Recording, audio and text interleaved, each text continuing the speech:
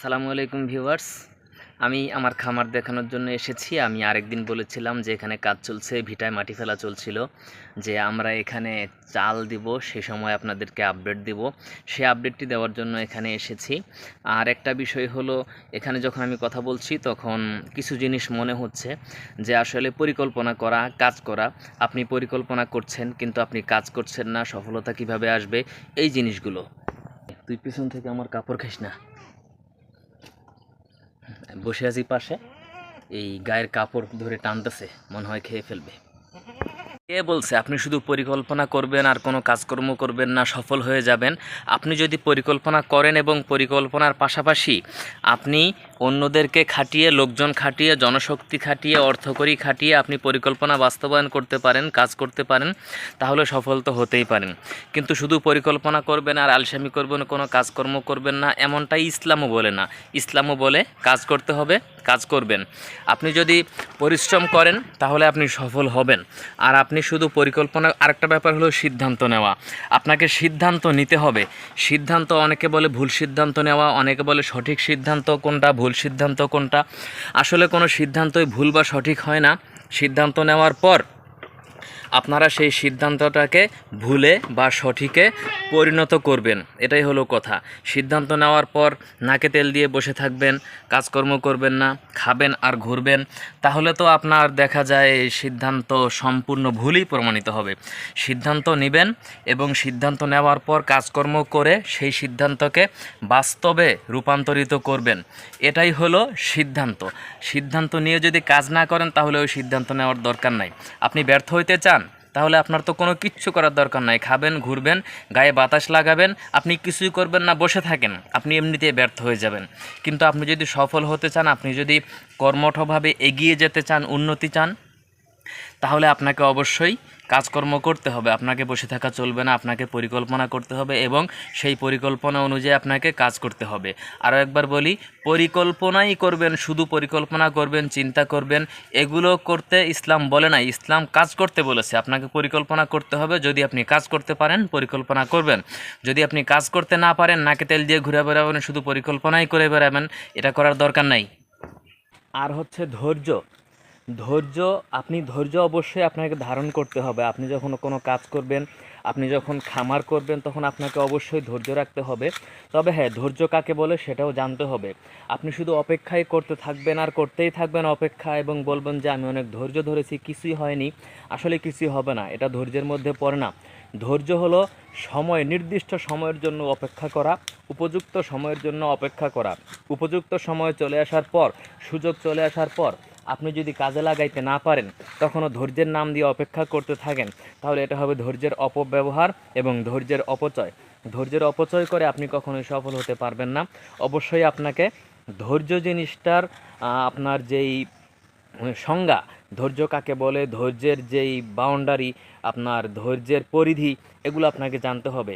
প্রত্যেকটার সঠিক ধৈর্য এবং সঠিক স্থানে প্রয়োগ, এর সঠিক সময়, সঠিক সিদ্ধান্ত নেওয়া এবং কাজ বাস্তবায়ন করা, এটা যদি করা যায় তাহলে তো আল্লাহ তাআলা বলেছে আমি দেব, আপনি পাবেন না কেন? কিন্তু তখনই আপনি পাবেন না যখন আপনি এটাকে সঠিকভাবে প্রয়োগ করতে না পারবেন।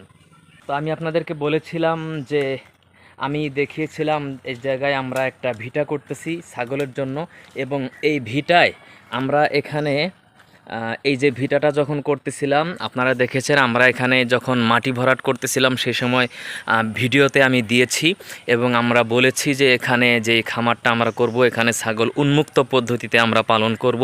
আমাদের কিছু ছাগল আছে, এগুলো চলছে, দেখেন এগুলোর গলায় রশি আছে কিন্তু রশি কোথাও বাঁধা নাই। এই রশিটা আসলে গলায় পেঁচিয়ে রাখা আছে, ঘরে মাঝে মাঝে বাঁধা লাগে, বেঁধে রাখা হয় এজন্য। আর এই সেই ভিটা, এই ভিটাটা আমরা এখানে মাটি ফেলে যে ভিটা তৈরি করেছিলাম সেই ভিটা হলো এটা।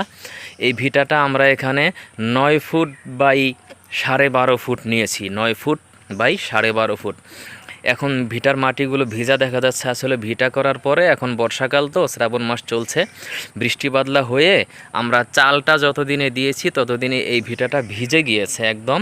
আমরা এখানে রেডিমেড খুবই সিম্পল পর্যায়ের একটি চাল দিয়ে দিয়েছি, এই যে বাঁশ দিয়ে খুঁটি দিয়ে, তারপরে একটি বাঁশকে মাঝখান দিয়ে ফেরে দুটো বানিয়ে উপরে দিয়ে, তার উপরে আমরা খুবই অল্পের মধ্যে বার্মিজ শিট দিয়ে আমরা চালটা করে দিয়েছি। এই যে তার অবস্থান এই দেখতে পাচ্ছেন আপনারা, এখানে আমাদের ছাগলগুলো খাচ্ছে, ঘোরাফেরা করছে। এখানে চালটা দেওয়ার কারণ হলো এই যে আমার খামার, এই খামারের ভিতরে ছাগলগুলো ঘোরাফেরা করবে, এখানে ছাগলগুলোকে খাবার দেওয়া হবে। আর ছাগলগুলো এখানে রাতে রাখার কোনো ব্যবস্থা এখনও আমরা করতে পারি নাই। ছাগলগুলো এখনও রাতে আমাদের এই যে রেলিংয়ের ভিতরে গেট দিয়ে ভিতরে ওখানে বাড়ির মধ্যে রাখা হয়। আরে বাবা, আরেকটা ছাগলের বাচ্চা বলে এটা কি গুতাটা মারলো। তো রাখা হয় এভাবে। এজন্য আমাদের ছাগলগুলো সকাল থেকে সন্ধ্যা পর্যন্ত এখানে থাকবে। চালটা দেওয়ার অন্যতম কারণ হলো রোদ বৃষ্টি ঝড় যখন হবে তখন যেন বারবার এগুলোকে নিয়ে দৌড়াদৌড়ি করতে না হয়, এগুলো এখানে আশ্রয় পেয়ে যাবে। ঝড় বৃষ্টি হলে এখানে বৃষ্টি পড়বে না এই চালের কারণে, রোদ হলে এখানে ছায়া থাকবে, এখানেই থাকবে। আর আমি এই জায়গাটাকে ঘিরে দিয়েছিলাম অনেক বড় করে, আমি আপনাদেরকে দেখাচ্ছি। আসলে ঘিরে দিয়েছি বলতে বেশ কয়েকজন কমেন্টসে বলেছেন যে কি ঘিরে দিয়েছি, কোথায় কোনো বেড়া নাই, সব জায়গা খোলা দেখা যায়। আসলে তেমনভাবে আমরা এখানে বেড়া দেইনি। আমাদের বেড়া হলো এই যে দেখেন, এই যে জিআই তারের বেড়া দেখতে পাচ্ছেন, এই যে জিআই তারের বেড়া, এই লাইনেরগুলো হলো খুঁটি। এই মাঝখানের গাছগুলোর গোড়া রং করে দিয়েছিলাম। ওই পাশে যে একটা ঘর দেখা যাচ্ছে ওটার আগ পর্যন্ত আছে। আর এই যে এখানে আমাদের বর্তমান যেই ছাগলগুলো আছে এগুলো আছে। এই ছাগলগুলো সবগুলো ক্রসের ছাগল, তবে আমাদের এখানে দুইটা ছাগল আছে মানে ক্রসের হলেও খুবই উন্নত, এবং এগুলো আমি যতটুকু জাত চিনেছি আজ পর্যন্ত তাতে বোঝা যায় এই ছাগলগুলো বিটলের যা ক্রস হয়েছে, এবং ক্রস হতে হতে বিটলের এতটাই কাছাকাছি চলে গিয়েছে যে এগুলো 70 থেকে 80% বা 85% বিটল পেয়ে গিয়েছে এমন। তো এই হলো আমার যেই ছাগলের খামারটা নিয়ে কথা বলছিলাম, এখানেই আমরা ছাগল পালন করছি। আর এই আমাদের ছাগল যা দেখতে পেলেন এগুলো আপাতত আছে। আমরা আরও ছাগল নিচ্ছি। আমি মূলত এখন ব্ল্যাক বেঙ্গল ছাগল কিনতে চাচ্ছি, আমি ব্ল্যাক বেঙ্গল দিয়ে খামার করব। এগুলো ক্রসের আছে। আর ব্ল্যাক বেঙ্গলের পাশাপাশি যেহেতু বিটলের ক্রস আছে এবং 70 থেকে 80% বা 85% পর্যন্ত বিটলের ক্রস আছে, একটা দাড়ি ছাগল আছে অর্থাৎ মা ছাগল আছে, আর একটা পাটি বাচ্চা আছে যেটার বয়স 5 মাস হয়ে গিয়েছে। তো এই বিটল জাতটাকে বাড়াতে পারবো। আর পাশাপাশি আসলে আমার প্রিয় জাত হলো বারবারি টেডি, বারবারি ছাগল, যেটা দেখতে হরিণের মতো দেখা যায়, কানগুলো খাড়া, খরগোশের মতো কান, ওটা হলো আমার প্রিয় জাত। আমি সেটার দিকে যাব। তবে তার আগে যেহেতু যেগুলো আছে ক্রসের এগুলো দিয়েই আমি এগিয়ে নেব। এর পাশাপাশি আমি ব্ল্যাক বেঙ্গল পালন করব ইনশাআল্লাহ।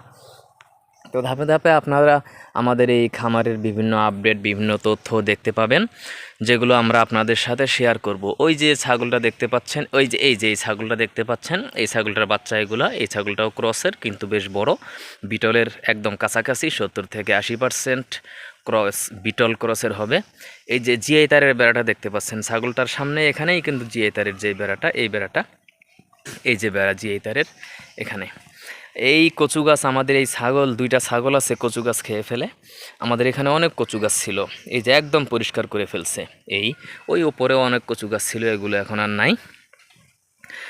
তো এগুলো হলো খামার। মূলত আজকে ভিডিওটা করতেছিলাম আপনাদেরকে, যে আমরা ওই দিন বলেছিলাম এখানে ভিটা করছিলাম, মাটি ভরাট করতেছিলাম, আমি ভিডিওতে দেখিয়েছি, এবং সেখানে আমি বলেছিলাম যে এখানে যখন আমরা চাল করব তখন দেখাবো। আসলে এই চালটা আমরা গতকালকেই দিয়েছি, একদম রেডিমেড, বার্মিজ শিট দিয়ে দেওয়ার কারণেই এমন হয়েছে। তো একদম রেডিমেডভাবে চালটা করেছি, এবং গতকালকে সারাদিন টিপ টিপ করে বৃষ্টি হচ্ছিল। তো এর জন্য গতকালকে যখন কাজ করেছি তখন কাজ করা অবস্থায় কোনো ভিডিও করতে পারি নাই। তো যাই হোক, কাজ করা অবস্থায় ভিডিও করা আর না করা সেটা একটা ব্যাপার। অনেকেই বলতে চেয়েছেন যে কাজ করা অবস্থায় ভিডিও হলে সেটা একটা দেখতে সুন্দর লাগে। হ্যাঁ ভাই, কাজ করতেছে, কিন্তু কাজ করার শেষ হয়ে গেলে সেই কাজের ভিডিও দেখলে আসলে দেখা যায় সুন্দর একটা স্ট্রাকচার দাঁড়িয়ে আছে, একটা সিস্টেম হয়ে গিয়েছে, কিন্তু এটার পিছনে যে কাঠখড়ি গিয়েছে, এটার পিছনে যে পরিশ্রম গিয়েছে, সেগুলো আসলে ওইভাবে দেখা যায় না।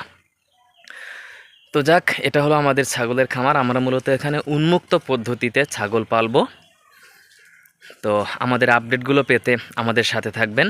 অবশ্যই আমাদের চ্যানেলটাকে সাবস্ক্রাইব করে দিবেন। ধন্যবাদ।